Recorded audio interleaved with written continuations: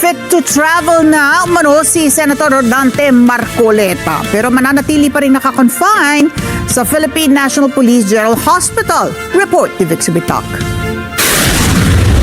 Generally stable na ang health condition ni Senador Rodante Marcoleta na kasalukuyan pa rin nakakonfine sa Philippine National Police General Hospital. Sinabi ni Dr. Lieutenant Colonel Belani Bayani ng PNP GH Health Service na kontrolado na ang blood pressure ni Senador Marcoleta. Ayon kay Dr. Bayani, hinihintay na lamang na matapos ni Senador Marcoleta ang kanyang antibiotics medication na makukumpleto sa Miyerkules, July 15 dahil sa mild pneumonia.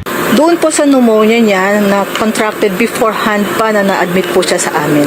So for completion na lang po yung antibiotics niya, then tulad po ng sinabi ko, anytime po pwede naman.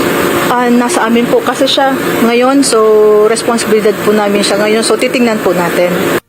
Inihayag ni Dr. Bayani na nakapagsumite na sa Sandigan Bayan ang PNP GH Health Service ng medical report kaugnay ng kalagayang pangkalusugan ni Senador Rodante Marcoleta at anuman ang desisyon ng Sandigan Bayan ay susundin ng PNP.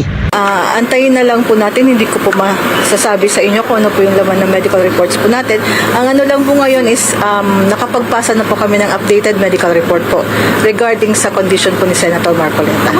Magugunitang habang sumasailalim sa booking procedure sa PNP Criminal Investigation and Detection Group sa Campo Crame si Senador Marcoleta matapos isilbi ang arrest warrant ng Sandigan Bayan kaugnay ng kasong plunder na isinampa ng Office of the Ombudsman. Dumaing ng paninikip ng dibdib ang senador kaya siya ay dinala ng PNP General Hospital na nagsagawa ng serye ng medical examination.